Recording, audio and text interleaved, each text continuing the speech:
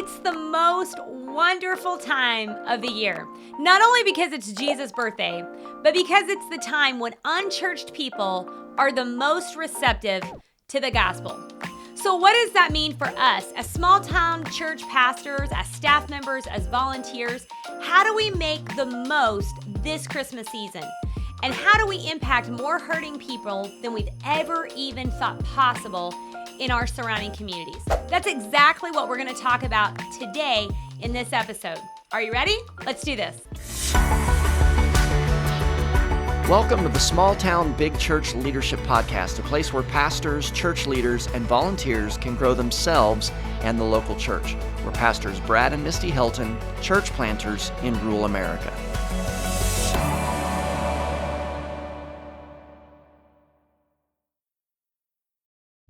Before we get started, if you haven't heard, we've recently launched some new Small Town Big Church social accounts. That's right, you can now connect with us on Facebook and Instagram, and we would love to do just that. If you're a volunteer, a staff member, or a pastor in a small town, we'd love to hear your story.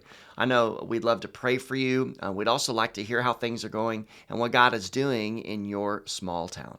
And a quick reminder, wherever you're consuming today's content, it would mean the world to us if you would share it, rate it, review it, like it, subscribe to it. This will help us reach more pastors, more church leaders, and volunteers just like you in small towns that truly want to see that healthy growth in their churches.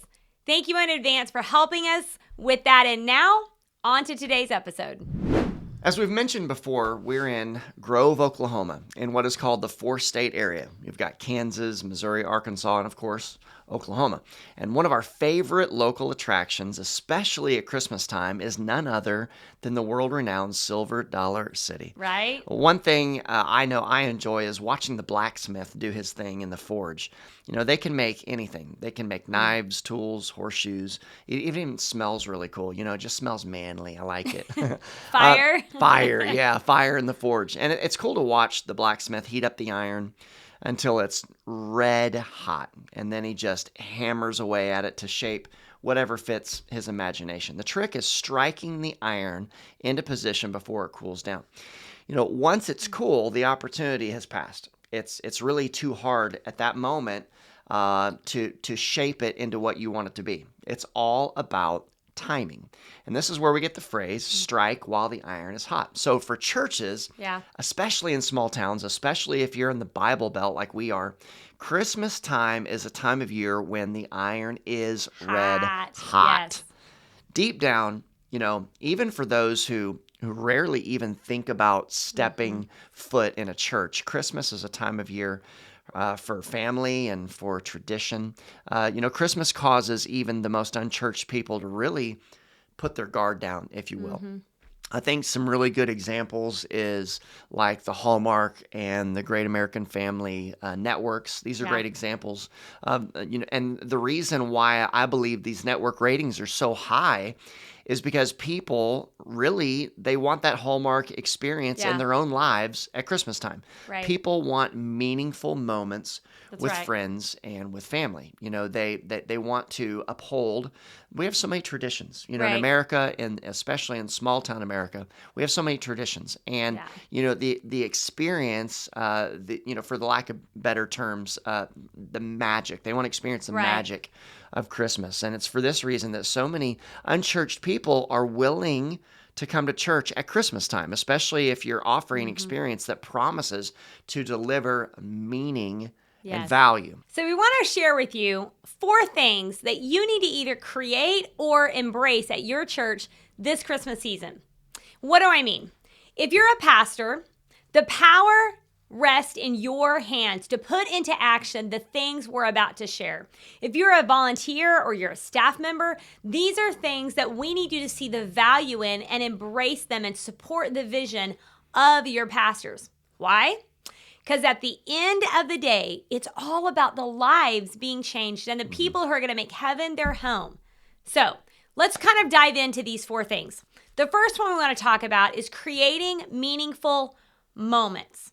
Now, when we talk about creating meaningful moments, this is exactly what the movies that you're talking about, Brad, from Hallmark to Great American Family, all of those iconic movies, They were capturing these moments, right? Think about all the small town, festivities, from tree lighting ceremonies and, the making cookies at the local bakery with all your family. These are meaningful moments. And so you have to ask yourself, and honestly, the earlier in the year, the better. Although I will say, we are at the beginning of December, and if you haven't already done it, it's not too No, late. it's not too late.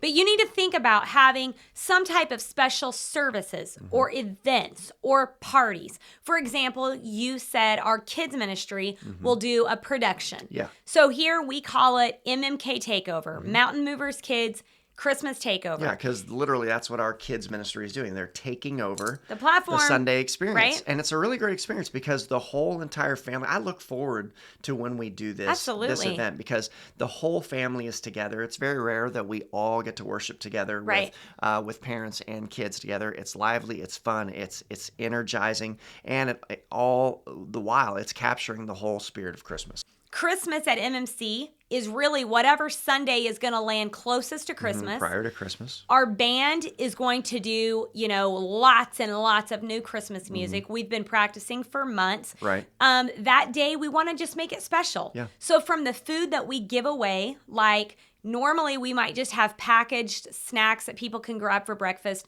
On that kind of a day, we're going to make sure that we have like homemade cinnamon rolls. We're going to make sure that we've got pastries and that the room just smells inviting now, Christmas. For clarity, you're talking about complimentary snacks that we put out every Sunday morning. We give away for free. And we give away for free. So we've got free coffee, free snacks. And so we have snacks every Sunday, but on these particular days, we mix it up and do something special and different. Yes. We want them to feel even more valued, special on these kind of days, okay? Another thing, that we have thought about and that we've done in the past are like set up a photo op somewhere. That's real common nowadays. A lot of churches are doing that, but man, Absolutely. Especially around Christmas time, a lot of families nowadays, they don't take time to really take a family photo together, and this is a great opportunity to create that environment. Well, and what you want to do is you want people to know that you're going to have that available so that you get all the family together. So maybe, your brother doesn't go to church, or maybe your grandparents don't, but you're like, hey, I want you to come with me. We're going to take a family picture. We're going to have breakfast together there at the service, whatever. You want to make these moments meaningful. And then later, that picture can be on social. It can be shared amongst their family, and they can remember that was a day when they were in the house of God. Of course, at those services, you want to be cognizant of the fact that this is the time of the year that, the unchurched will come. So this is not the time to bust out all the very deep theology. It's not the time to preach for an hour. It is really not the time. You want to show your community, the lost in your community. You want them to experience the love of God's people that they are going to experience from the volunteers. And that's why it's so important as a volunteer in your church that you are like, I'm all in the month of December. Like, yes, it's busy for all of us because we are creating those meaningful moments in our families, but we also need to realize as believers, our number one goal in this life should be helping the lost come to know Jesus. And by holding a door or serving a cup of coffee or rocking a baby during the month of December when we're putting on these events and these parties and things, you are helping someone that normally wouldn't go to church. They could be meeting Jesus that weekend. And so you want to just think about, what is attractive to the lost, right? It's got to be something different than the normal. A few other things that we can do to create meaningful moments at Christmas time would be maybe participating in your local Christmas parade. Yeah. If you're in a small town, your town probably has a Christmas parade. Most small towns do. I know we do. We have a great Christmas parade in Grove, and the surrounding small towns in the Forest State area, most of them have a Christmas parade. At this point, we no longer participate. It's just not something that we're able to pull off anymore. But for many years, we were a part of that parade. And it was a great opportunity for us to be out in the community, to be seen by the community, and to raise awareness as to who we are. And it was just really, we were able to just be a very, very strong presence. Another thing that's really important is Christmas Eve services. Now listen. It's probably the biggest thing that you can do. It really is, and I'll tell you why. Christmas Eve is known as the number one time in the year, even more than Easter, that a non-believer will go to church. Yeah, that's huge. And you think about it. in December, as we celebrate Christmas, everybody knows it's Jesus' birthday, okay? Whether you live for him or you don't. And so a lot of people, the non-believers, will work into their Christmas traditions going to Their a calendar. Christmas Eve service. Yeah. And so it doesn't have to be long. It doesn't have to be complicated, guys. It can be, for us, we do like a 45-minute service. We'll include candle lighting. We'll include communion. We will make sure that, yes, we have some great music, but we also will have some more traditional music that people just all know the words to those songs, like Silent Night, Holy Night. But there's a balance, and we Right. try to make sure that it's not, this is for us because our philosophy of ministry is to not be overly traditional in everything that we do, because we're strategically, our strategy and our vision here at Mountain Movers is to be the perfect church for imperfect people. So we intentionally try to do things in such a way that we attract people who typically would not come to church. And that's why Right. we've seen God move, I believe, so mightily. Right. And we've seen so many people come to Christ is because we've been so Yes. intentional about that. So you want to be we creative do in want that to be service. traditional, Yes. but we also want there to be a flavor of a little bit of contemporary and Who you really modern, are. and who Whatever- you really are on Sunday. 'Cause Exactly. we don't want them to come on Christmas Eve and think, well, this doesn't really separate us from any other church. Right. You know? And so we want to show them the value of what we really offer on a Sunday morning. Exactly. The second thing that you've got to have in place. Create a culture of invite. Right. And what we're saying specifically is basically that we can invite people in two different ways. We can invite them physically with something we put in their hands, or we can invite them digitally. You can Yeah. invite people, verbally. Right. But the reality is most people, if you don't give them the information, they're probably not going to remember. Well, they're not going to what you remember said. the times, Yeah, the dates. the They're going to location. remember that you invited them to a Right. service, but you want to help get that information over to them. So Right. like physical invites, Brad, this is one thing that we've done here for years and years. And we saw another church doing it and we loved it. Yeah. And so we capitalized on, their great idea. Mm-hmm. And that is, we create these small, I'm like showing you if you're on video, Mm-hmm. they're like 3 by 3.5 or something is the size of card that we do right now. It's Small enough easy. to fit in your pocket. Exactly. Yeah. Easy to put in the dashboard of your card, have them with you, have the information on it, have the service times, make them look cool. Okay, this is not hard. You can get on a program like Canva or something like that. Someone in your church, go find a teenager if you don't have anybody. They can help you create an invite. But you also want to make sure that you've got some digital invites, because let's be real. Right. The world of social media is where the majority of people are at. Right. And so we create digital invites that you can then share. Right. That's probably the most effective way to share, because almost everybody's on social media. And it's non-threatening. And it's non-threatening. Right. Yeah. You can almost try before you buy. You can look and see what the church is all about before you ever step foot in the doors. Right. One thing I think of, not only it's good to have a graphic that you share on social media, but I've always said this, that a graphic is worth, picture is worth 1,000 Yeah. words, but a video is worth 1,000,000. So it's really important that every time you have an event that somebody is capturing video, so that you can take from that video and you can make a promo video for the next time you do the event. So if Right. you have footage from your last Christmas experience, maybe it's your Christmas Eve experience, you want to put together a promo video, and then you can put it on Facebook and Instagram, and you can literally just, like, for $25 or whatever your budget is, $100, you can boost it and put it out there, and you can even select the diameter, the radius for the miles out from your church that you want it to go, and you can really reach a lot of people that way. And I'm telling you, over the years, we've seen so many people come to our church, not just at Christmas time, but really just through sharing on social media and doing these types of things. We've seen so many people come to our church and make Mountain Movers their home. And that, pushing it as a boosted post, if you will, is an awesome way to spend your marketing dollars. And even if you don't have a marketing budget, just to say, like you said, $25, come on now, we blow that eating out one time on our coffee, right? Absolutely. So get some money together, put it towards it, but also then encourage your people to share like crazy during the month of December. Encourage them to share on social with their friends, but also they could then share those invites through text. So they could share a digital one and text it directly to, grandpa, grandma, aunt, uncle, their friends that they want to see come and join them at the service. For sure. Okay, so moving on then to number 3.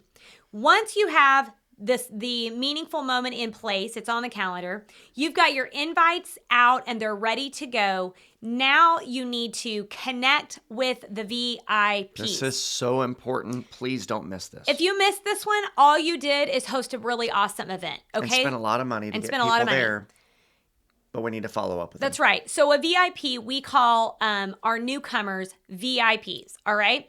And so when they arrive at your event or at your service, you need to have in place a system where you've got a few volunteers, depending on the size of your church, that are there to meet those new people, all right? They need to be people who are very outgoing, people who are very professional. Well put together. Yes. We call them at our church a VIP host, okay, or hostess. And you need to have some type of connection card that you are going to capture the information of the VIP. And all we're asking for is basic information, like their name, their phone number, their address, and an email if they have it, okay? And so this is really, really important because you're going to want to be able to contact them later. So on the front end, the way that you do this is by having a gift, which is beautiful at Christmas time. Have a gift that you are going to give to the VIPs, okay? So for us, we've got gift bags, and inside the gift bag, like right now, it's a mug. It's got the church's logo on it. Inside of it's going to be coffee as well as information on every part of our ministry at MMC. If you don't have all of that together, don't freak out, okay? Just put together some nice little gift, even run down to Ross or TJ Maxx or some of these stores, get some of the little mugs that have scriptures on them, put a little coffee in it, put it in a gift bag, okay? You want to be able to give them something in exchange for giving you their information. Yeah, and it makes them feel valuable and loved. Yes. So once you have that information, another thing that, you can do is if you have an app or a website, create that connection card digitally, all right? I'll just tell you. That's ideal. We do it digitally, and you can even use programs like 123 Forms. Okay, that's a website you can go to. It will help you create a form like that you can then drop into your app or your website. If you use Planning Center Services, you can also use that program to link up with your app or your website. Okay, so it's not as hard as you think. You don't have to be some big designer to get this done. But even a physical card, we did it for years and years and years. Yeah. All right. Once you have captured that information, the final thing that you want to make sure you do, and this is huge, right, Brad? It is huge. Final thing is create a follow-up strategy. Yes. What we're talking about here is capitalizing on every event to promote the next event. Yes. Here's what we say around here is don't let a good event go to waste. So make sure that every time you're doing something, when you have people, you want to promote the next thing happening. Yes. So we talk a lot about our staff members, our volunteers, jumping on the phones and calling these VIP. You were just talking about these VIPs. Yes. They come through the door. We have their information. Somebody needs to call them. Somebody needs to follow up with them. Somebody needs to go. Within the next 48 hours. Yeah, within 2 days. Max. Okay? For sure. 24 hours is best. Yeah. And it doesn't have to be some long out phone call. You're really just calling to say, thank you so much for attending that event. You want to invite them to the next event or service or small group or whatever is going on. Okay, the next meaningful moment. Invite them to it and just ask them, is there any questions that you had that I can answer for you? If they don't have any, that's great. Just offer to pray with them. Is there any, we're going to be praying for you. Is there anything specific I could pray with you about? And it's all about human touch. I mean, this is an opportunity to show them that you're not just a number, that we are. And you are not a telemarketer. Yeah, and you're not a telemarketer reading a script. You are a member of their church family. Yes. And you're reaching out to them to let them know they're valuable, they're loved. You want them to be a part of this church family, and be able to answer any questions they might have. And if you don't know the answer to a question, then all you have to do is say, that is a great question. Yeah. I'm really not sure, but I'm going to find out for you, and I'm going to call you back Yes. and let you know. Okay, don't always just say, I don't know, and then just Yeah. leave it at that. That's not good customer service. Right. So again, it's about personal touch. It's about letting them know they're valuable and really just helping them understand, we want you to be a part of this church family. We want to answer all your questions. We want to pray for you and love on you and hope to see you next time. Okay, and so that's one way we follow up. Mm-hmm. Another thing that you are going to want to do that we do, and we have seen great success with this, is we also send a letter or a card from us as the pastors. As the pastors. Okay? When we were smaller, Lead pastors. we hand wrote every card. Sure did. As the church grew, that wasn't possible with the number of VIPs coming through the door. So now we have a letter that we personally wrote, that we sign, and it is sent to that VIP, letting them know we as pastors, we are so glad that they were there. We value them. And in that, we are giving them the information on the next thing they could be a part of. Right. Okay. Another thing that you want to think about doing is in your services, when you're giving the opportunity for someone to come to Christ, okay, we will always make sure, always. And you should be. Always make sure. Every service, even if you know everyone's saved. Doesn't matter. Do it anyway. Because That's what right. you're doing is you're building a culture of people coming to Christ. Yes. So we'll build that in to where we give people the opportunity for salvation. And after that, we let them know that we have a gift for them as well. And you say, what in the world? You guys give a lot. We do. And I'll tell you why. Because we want to show people that we value them. And so we give a gift called a Next Step Kit. And as people are leaving, it's so simple. It's a little Bible. It's a New Testament. It's a very easy read. And inside of there, we've got just a card that shows them, here are your next few steps that you need to do after coming to Christ. We also then link them up to a video that we did on what it means to truly give your life to Jesus and where you go from there. Okay, all of that, we make that known in about 60 seconds after we've given the salvation altar call at the end of a service. And we also then, for us, we've got a text number that you can text and it will kick you a link. Now, all of these things, you don't have to start with everything, but it's all ways that we follow up. So when a person gives their life to Jesus, maybe you personally need to call them because you don't have another system in place, and that's okay too. We used to do that in the beginning. Yeah. But whatever you do, you want to follow up on people that are brand new for the first time, or follow up with those who are saying yes to Jesus in your service. And when you follow up, here's what you're wanting to do.